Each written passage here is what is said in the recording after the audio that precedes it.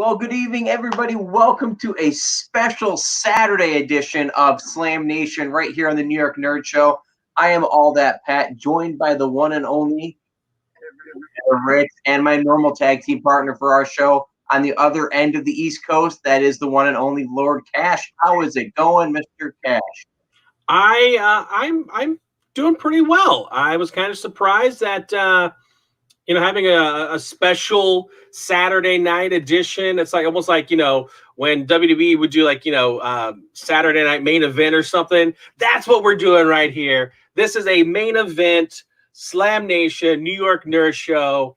Not even a pay-per-view. We're not even going to make you pay for it. But if you want to, go ahead. But nah, we're not doing it.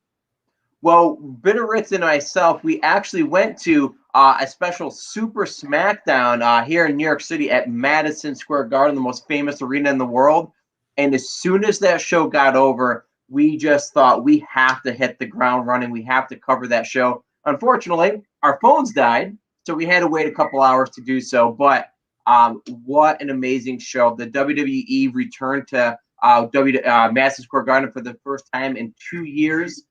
Because of the pandemic, and this is the first time they've been there for a live television show, I believe, in probably like 5 years, if I'm not mistaken. So, the cameras were there, the lights were hot, and the fans were definitely on their feet and ready to rock and roll. Sold out arena for sure. Now, BitOfRits, this was your first time going to a wrestling show that was televised. There were a couple things that stood out to you when you went. Lots of long pauses of nothing. Well, Lord Cash, you and I have been to a lot of shows, and she did not realize that there weren't commentators calling the matches live. Yeah, I didn't realize you don't hear them in the arena. So it was like so much more quiet than normal. I thought it was weird that they didn't at least have like background music or something for the fans, because there were times where, of course, people were cheering and going crazy, but then there were times where it was just like crickets. Yeah. And when she said that to me, though, about like it's really quiet, I looked at her like she had two heads, because that crowd last night was one of the hottest, loudest crowds I've ever been in. And we've been to a lot of shows, between the three of us in general. New York City was ready to cheer, and it was a comfortable, safe environment. Not to get on a soapbox, but anything in New York City requires a vaccination card to even get in. So there was definitely it was a little bit of a delay coming in, but they did it pretty smoothly because they had to check things. But one of the things, or three of the things, Lord Cash and everybody else watching, I really want to share tonight was the merchandising department. They had three different pieces of merchandise that were exclusive to Madison Square Garden. One of them I did purchase. There was an Austin 316. There's a Stone Cold Steve Austin skull, and it had the New York emblem on it, like the silhouette emblazoned on the forehead of the skull, and it said NYC 316. Like, all right. And they had a Becky Lynch shirt that said "The man is back in NYC." Again, I feel like that was something that anybody could make, even like on a t-shirt press. This one, however, was so creative and so cool. This is the New York Knicks, the NBA franchise. This is their logo, but they adjusted it so that way they had the WWE logo in the center as the basketball. I am a Knicks fan, even though I don't share that very often, because they did make the playoffs this year, and we'll talk about that actually. But it was a cool piece of merchandise. It even has like the official stickers and logo of NBA and WWE. It's $35. I wouldn't be surprised if this is a collector's item, though, because you could get it for one night only. Right. My goal is keep it, but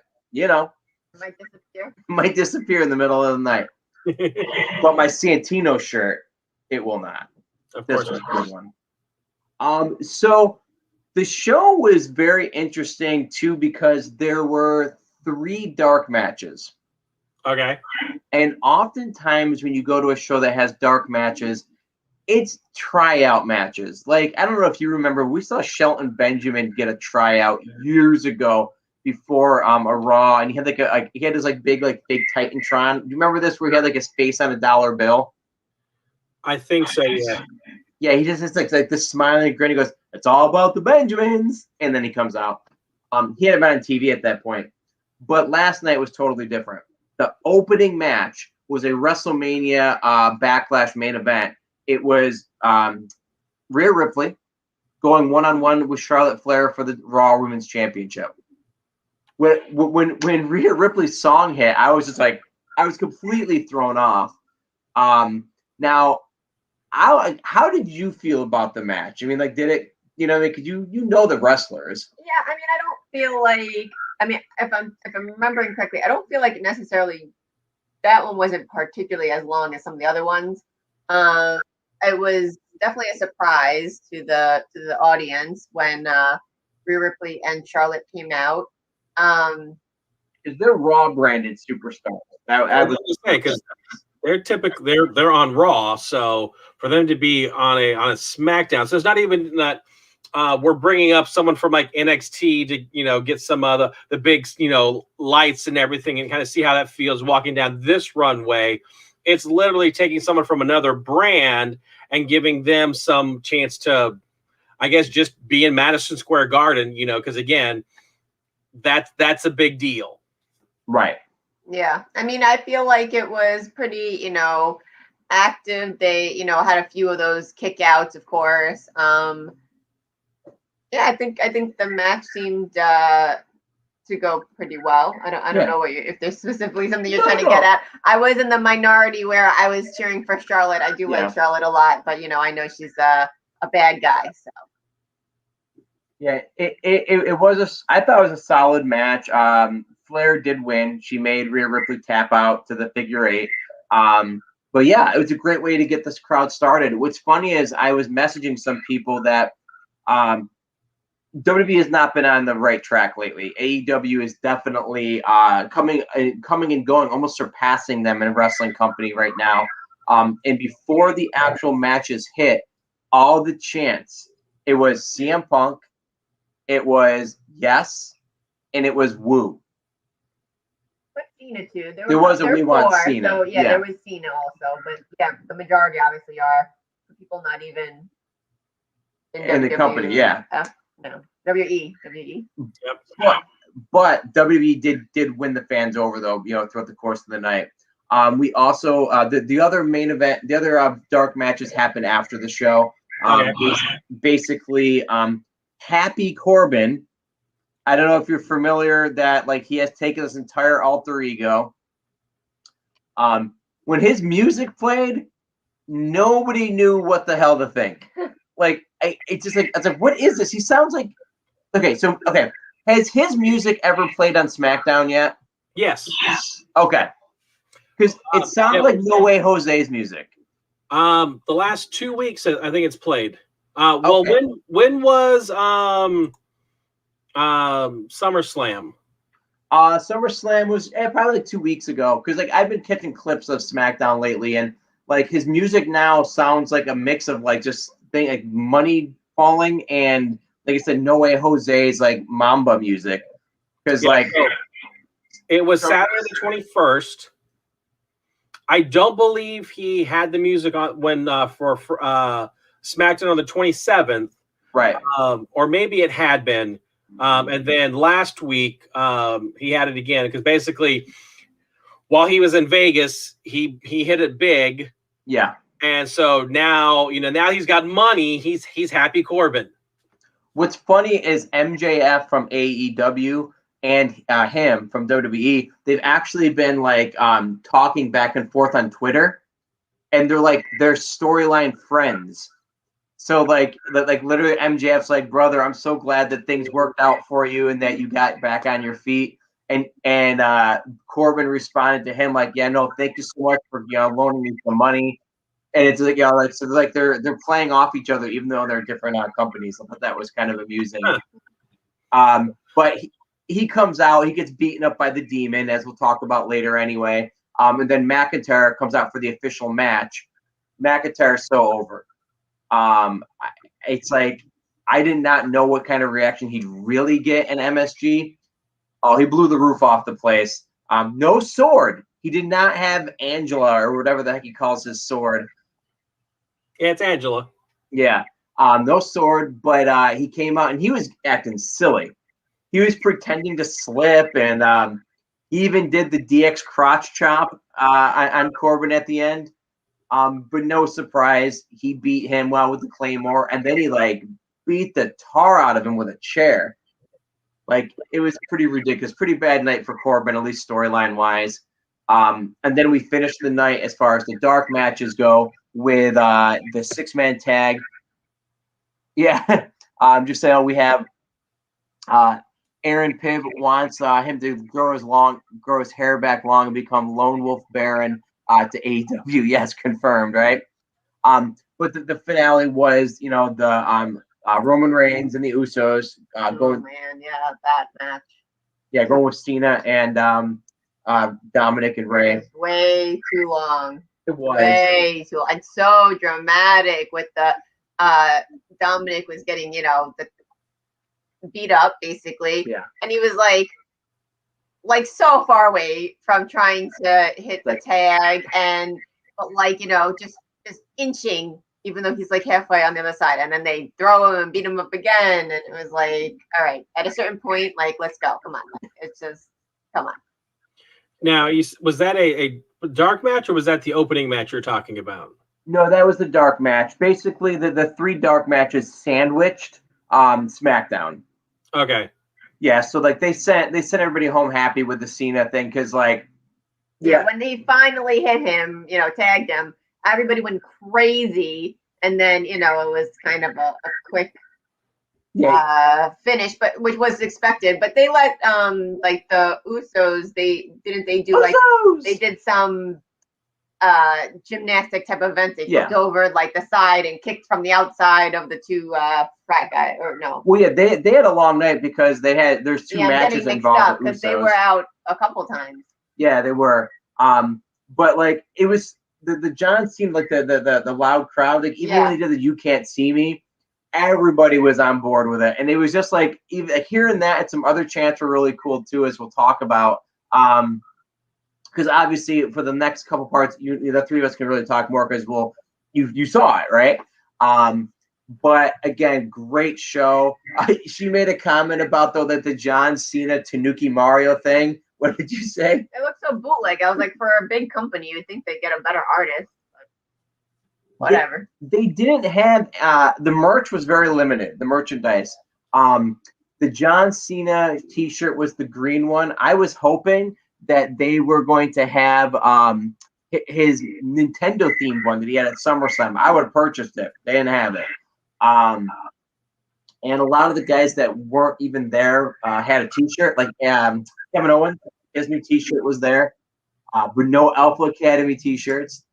But I think they're going to be a larger shirt booth. Yeah, but regardless, we do also have another comment about a lot of these people going back and forth about how Gable Stevenson is kind of like Kurt Angle. I saw things about that, honestly.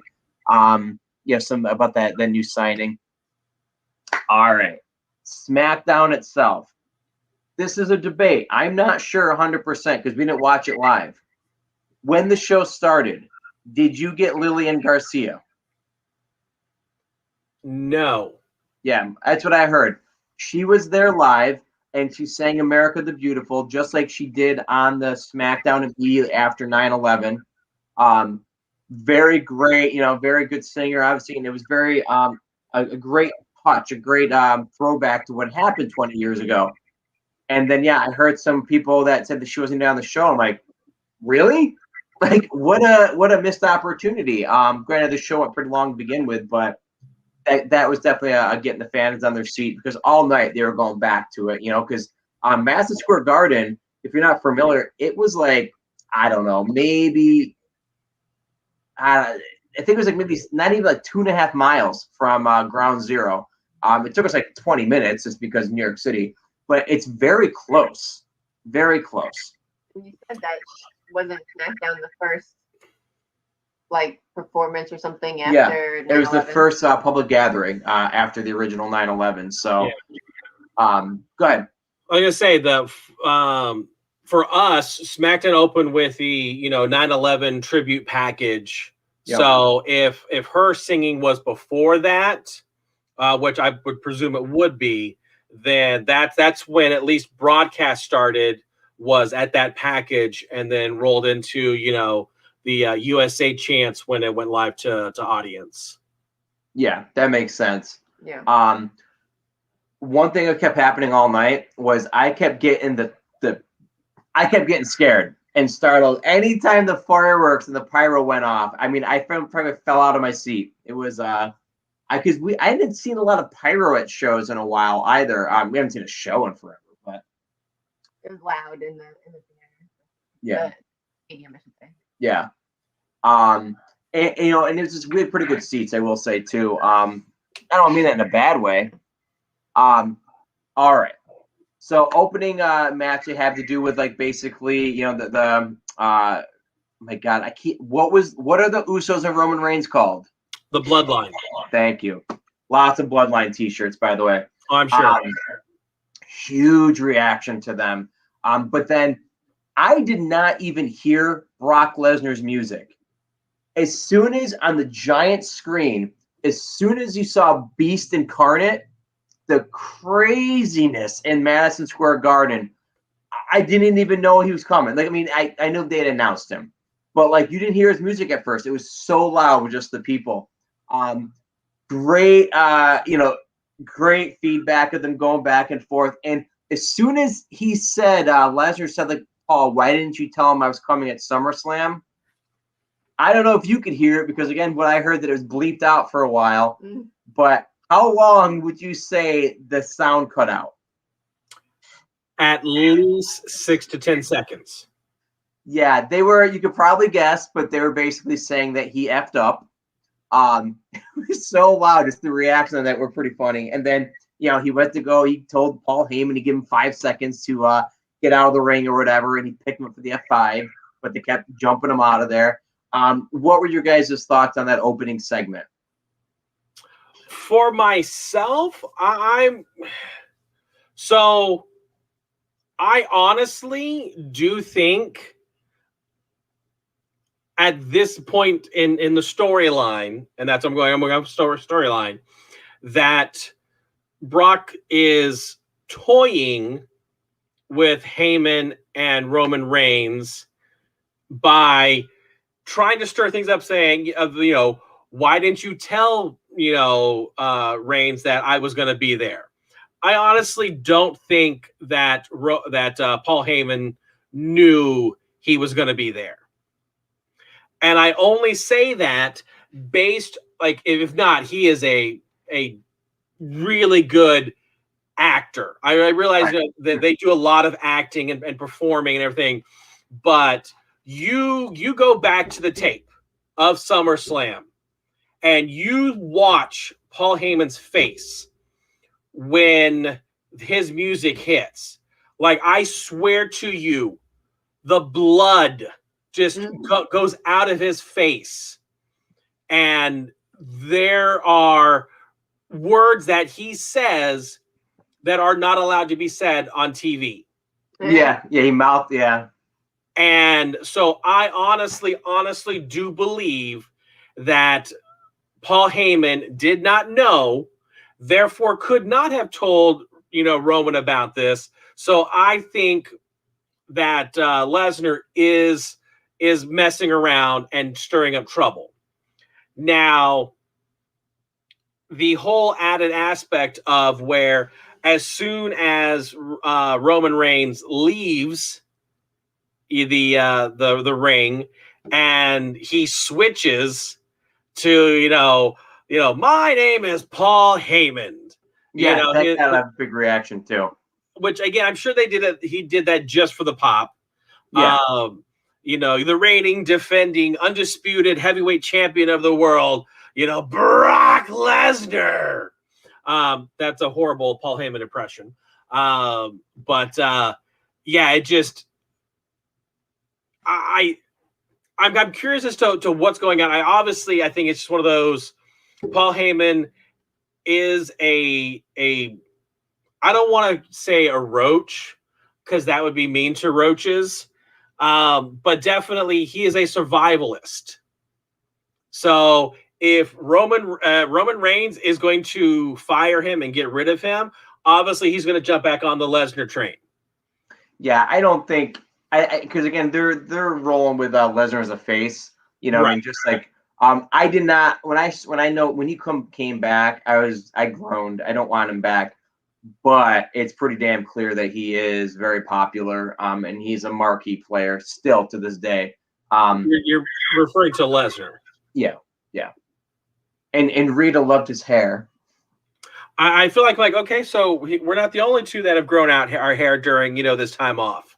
Yeah. No offense, Lord Cash. He does it better. Well, that, and I'm pretty sure that everything becomes different from the head down. And I mean that because he is he is a wall of a man. And I effed up. Like I say, it's now PG-13. That's your one F-bomb you're allowed to say. Yes, for every 6 months. Exactly. So whenever Caleb Braxton, the interview kept trying to talk to him, by the way, backstage, we couldn't hear it because everybody was just so loud. And the acoustics, I think, were a little off in the arena. Right. We had an 8-man tag or 10-man tag, for crying out loud. It was nice to see everybody come out, get their intro. Everybody was excited to see Rick Boogs. Yeah. And everybody hit a spot. It would have been great if Big E did something crazy like cash in, but it wouldn't really fit into the storyline because Roman Reigns already has 2 challengers. As we already knew that Finn Balor was going to be fighting for the belt. They, at least in the beginning of the show, they had it on the screen for us, but we found out later that he was coming back as the Demon. I'm so happy that it was at MSG because last week we saw a little flash of the red light. As Roman Reigns is in the ring, we get to see everything is not on camera. Off to the side, you saw the entranceway, and they just started filling it with smoke. As soon as I saw that, and I'm like, yes, here it comes. And of course, the Demon Finn Balor does come back. And I know I'm jumping all around the show because we are missing one other thing particularly, too. But what are your thoughts about because you've never seen the Demon before? I mean, obviously his makeup was cool. I didn't know who the guy was, so. What are your thoughts then about Finn Balor coming back as the Demon character? What does that spell for Roman Reigns, the Universal title picture? What are your thoughts, Lord Cash? So let's go back to last week. That little flash of red, I honestly thought was because they'd made the announcement that Brock Lesnar was going to be at MSG this week. Yeah, exactly. So I thought it was, and I don't know if this was maybe that they were hoping to steer them one way, steer them another type of thing. But I thought it was actually a little tease because Brock Lesnar, he's got red lighting in his entrance and the Tron and everything. Oh, okay. The Beast Unleashed. I thought it was a kind of just a mess with him of Brock Lesnar being at MSG next week. Oh yeah, no, because he had just beaten Finn Balor, so I figured that was just kind of hey, by the way, we're not done. My thoughts on this whole thing though is Finn Balor is undefeated. In 5-6 years, he has never lost as the Demon. Right. Roman Reigns has had the belt for 13 months. Right. Something's gonna break. So they go the cheap way and have Brock Lesnar interfere and cause a DQ. Or Balor could beat him for the belt that he never lost. And then much like Bobby Lashley and Bill Goldberg feels like it's going, those 2 marquee matches where Reigns versus Lesnar might happen in Saudi Arabia and the belt might not even be in play. or they could end Finn Balor's undefeated streak as the Demon. Obviously, any of those things could happen. Right now, my thought is they're gonna end in a DQ, just because WWE always makes the worst decisions possible that the fans don't want. Other than last night, like I said, but we'll have to see how that goes, because I think Extreme Rules is next week, isn't it? Sorry, I coughed. Oh, I can tell you that you're just giving yourself a nice smell of a new T-shirt. No, I think we've got at least 2 weeks for that one. Oh, okay. I think it's the 19th, maybe. That would be next week. Yeah, I guess it's a little over a week. Right. Let's do a little. Hey, I've got the internet in front of me. Let's try this out. So while you're pulling that up, I mean, I guess there's a lot of stuff going on in wrestling, right? And like for us directly, we're seeing a lot of stuff. Bottom line is, I was really excited to see Finn Balor come back as the Demon, because we've been wanting it for such a long time, for so long that we almost forgot we wanted it. It's finally seeing that in person. That's another one of those moments that I can now say I saw it live. Right. And another thing we saw live was Montez Ford of the Street Profits launching his sneaker into the upper deck. I do not know what happened. It wasn't the upper deck, but it was very far. Yeah, all these people were scrambling it for like a foul ball at a baseball game. Yep. I can't imagine he did it on purpose. I think that because why? If anything else, you could have hurt someone. Catching a Nike upside your face. That kid's going to be going backstage for a meet and greet, to kind of get the parents off of that. Thankfully, didn't hit anybody. It just hit in the area, and all these people scrambled on it. But yeah, very strange. That match was actually pretty good between the Usos and the Street Profits. Just hoping for a title change. Of course, Roman Reigns jumps in and chokes him out with his guillotine. We noticed that the Street Profits Solo Cup was sitting on the post the entire match, and it stayed there for the entire dark matches. It never budged, and people were flying off that area. It was just kind of funny, because apparently whatever he's drinking was very heavy in mass, because it never fell off the post. Now, did you get a date for us for Extreme Rules? Okay, we do have 2 weeks then. Yeah, so it's going to be September 26th, back on a Sunday night like it's supposed to be. Yeah. The only other match. Oh, okay. We did see Becky Lynch sign a contract with Bianca Belair. First of all, Becky Lynch mugged the New York, the Times Square Elmo, gutted him, and had a beautiful red fur coat. It wasn't exciting for me to see Becky Lynch. She just came back after a year and a half.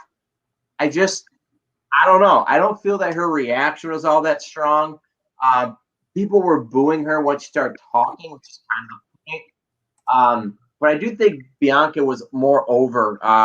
Even though she's a good guy, I get it. But I feel more people were excited that she was even there more than Becky Lynch. Did you pick up on anything like that? Yeah, I'd agree. I mean, it was kind of like awkward timing, because for the audience anyway, because Bianca came out and then they apparently went to commercial. So then it was just awkward standing there, nothing happening for her commercial break. Doing her little dance. And, then eventually Becky Lynch came out. So I feel like that, big push of her coming out, and then literally just all of us just sitting there for a little bit too long. I think it made it a little awkward. Yeah, the WWE, it's very clear that they pull back during their commercial break, where AEW always has their picture-in-picture where the matches continue. WWE has totally said, nah. Even in the main event for the tag titles, they went to a commercial break, and that entire time, both teams are just standing there. They literally went from diving on top of each other over the ropes, then they got back in the ring, and they're just going come on, what you gonna do for 3 minutes? And I'm like, how? You just had a big brawl, and now you're like, we're good, let's chat. Yeah. They're definitely not wanting to put it all on the line if not all the cameras in the world are on them. I don't recall that from previous. Not at all. They would actually wrestle all the way through. They would just take the break. And I'm just wondering if stamina-wise, they just aren't used to it because being in the Thunderdome, that they could take those breaks. Yeah. No, they could, because I'm used to at worst, the referee might say, like, all right, we're at a break. And then they'll be like, okay, they'll put him in a headlock or something, but in the Edge and Seth Rollins match, there was no awkward stopping. But there definitely was in that tag match. That does bring us in on a roundabout, out of order, though. The Seth Rollins versus Edge rematch. She thought it was way too long. Oh, man. Very long. It was a classic in my mind. It was such a good match. I will say it wasn't as long as that Cena one at the end. I was like, okay, stop this now. This is ridiculous. But it was still, a bit awkward. Yeah. Now, I'm not sure what we have over here. I just had some of the pictures of the match. Oh, I gotcha. In case you talked about something, I'd be like, ooh, I got a picture of this. Oh, gotcha. No, it was really good, and it was very clear that, that they had that history, like they were reversing each other's moves, much like SummerSlam. Some people I heard liked SummerSlam better. I like this one better, but it is 100% just because we were there. I think it was, I guess, I'm not sure the wording to use, but kind of funny that they built it so much at the end that they had a whole ambulance team come and put him in the stretcher, and that seemed very random as a attendee there, because it was like that seemed like it was out of nowhere. Like all of a sudden 20 guys come and carry him out or whatever, and it didn't look like he got quite that hurt, but I guess he did. Well, I didn't say this to you last night, they were playing off of a real life situation where Edge retired 8 years ago because he has spinal stenosis. Okay. So he had this very severe neck and head injury. Mm-hmm. Kind of like Daniel Bryan in some ways. So a lot of this storyline has been based on Seth Rollins many years ago could have finished his career completely, and he never did. Mm-hmm. So he's been trying to hit that curb stomp on him because it would have paralyzed him. Right. So he finally hit it, and that's why it's kind of I did it. And that's why they had that interview with him afterwards. Goes, I don't know if I feel good or not. Yeah, it was. I guess again, I'm not deep in like you guys, so I was kind of I don't quite get it, but okay. What I loved is, so again, AEW crowds have really raised the level for chanting and things like that. With Chris Jericho's entrance music, everybody sings along to it. Last night it was the same thing though. Being a part of a crowd of 20,000 people or more singing Edge's theme song was so cool. He can't. I don't know. Could you tell that on the TV that everybody was singing his theme song, or was it too loud? You know what I mean? No, I couldn't tell that. And I believe there was only 15,400 people in the MSG last night. I must have miscounted. Yeah, you need to go back and do a quick head count. Doing a visual head count though was cool too, because again, with everything going on in the world for the past 2 years, it was neat to look around and damn, but yeah, we did all cheer because I was going on this day I see, just before that though, before they went into that match, they were definitely prepping the crowd, because first of all, Pat McAfee does a thing called the McAfee Minute off camera. Right. Have you seen this? I've seen some YouTube clips of it. Oh, okay. I didn't know anything about it. He stands on the thing and he just starts, just ranting. He swore. He actually was just he just went off about the people that knocked down the towers and what have you. But then they also, the ring announcer went in the ring before the camera came back on, and they literally said, Edge is coming back to his return to Madison Square Garden for the first time in 10 years.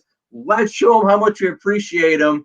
And that, they kind of let everyone know that was coming up next too. Bottom line, great show, a lot of fan interaction. Everybody was excited to be there. There's a lot of people waiting outside the arena, waiting for wrestlers. We did see the aforementioned Pat McAfee. He came out of a bar from across the street because we had a good hour and a half more when they did the dark matches. So yeah, he came walking out of there, very very.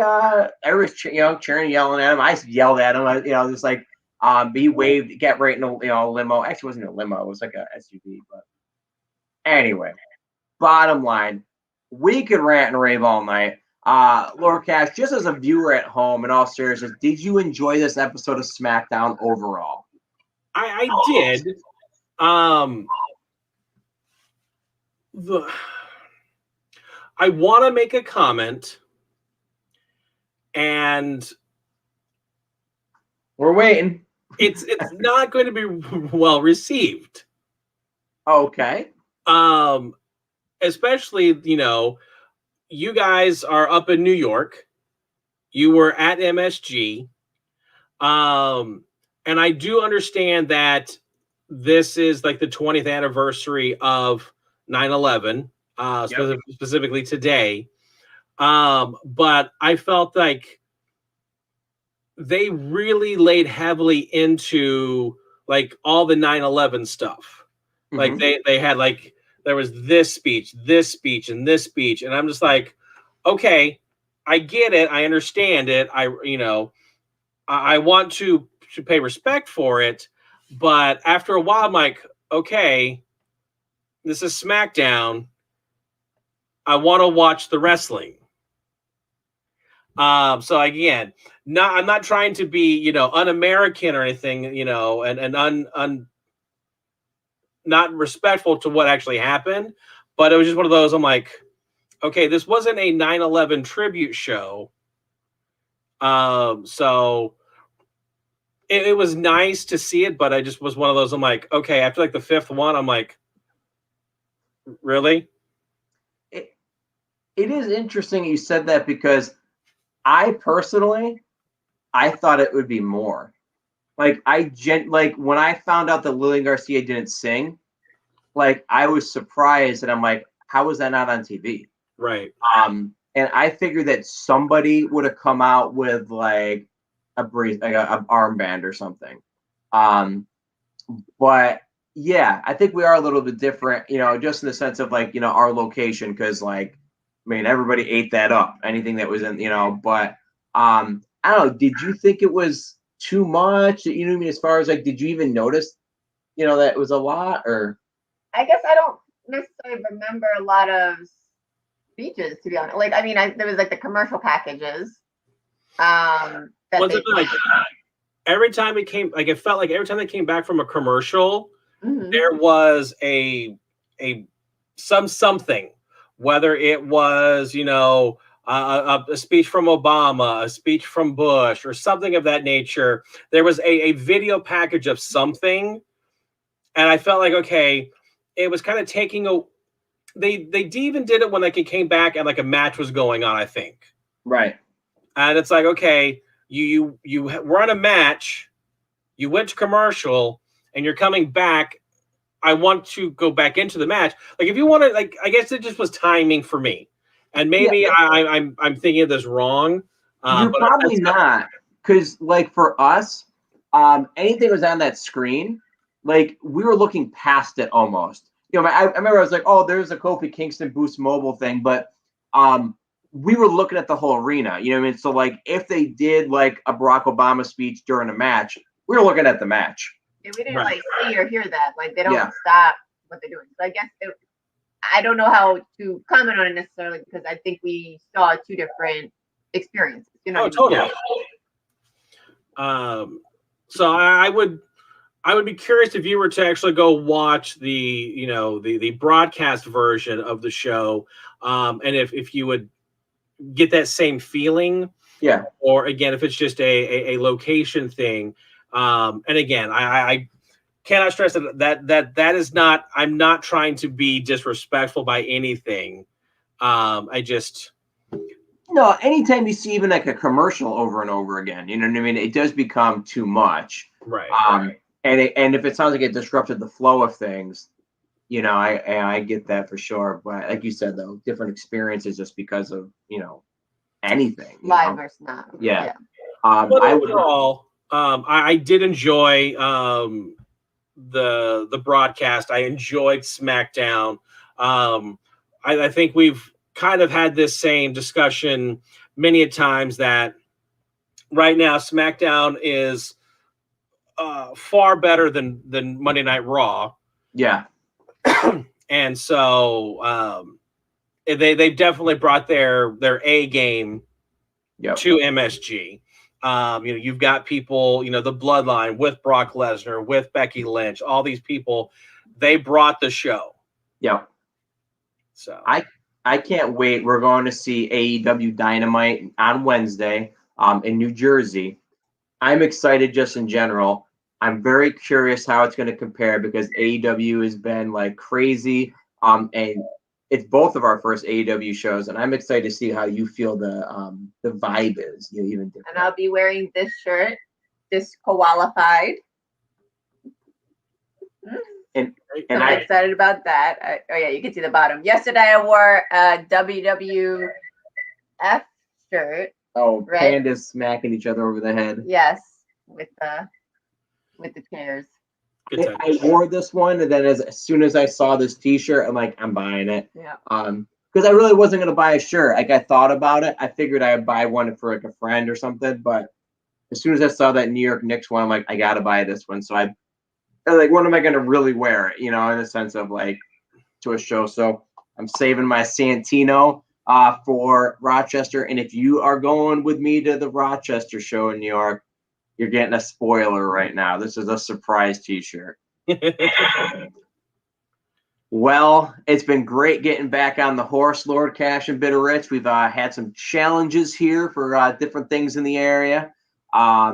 So it's nice to actually do a show. We'll hopefully continue to do some shows. He'll get back on a schedule. But remember, if you have any, you want to catch up on us regardless, we have over, I think it was 249 shows I think I saw recently. I could be wrong, but. We're like almost at the 250? Yeah. Nice. Yeah. Mm-hmm. So just some of the shows that you can see, you know, like I said, whether it's exactly on these days or not, these are shows that we do have. We have Call of the Wild. We show you all the different things that we've purchased, different stores, got from garage sale, whatever it may be. Crazy card collecting. We share different like retro themed trading cards, whether it be from old movies, TV shows, you name it. There's some weird ones. Slam Nation Wrestling is what you're watching right now, normally on Tuesdays, but we want to hit you up with this one early for sure. Wednesday is the Game Room. Play a video game, talk about a video game.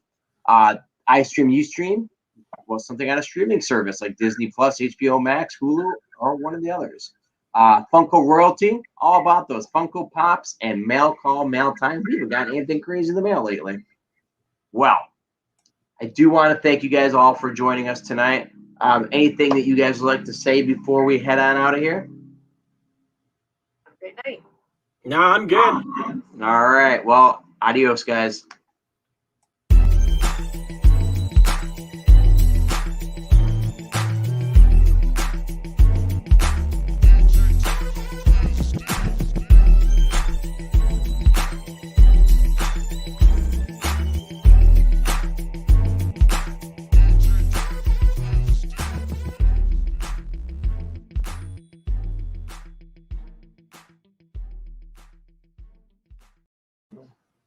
Look, wake up.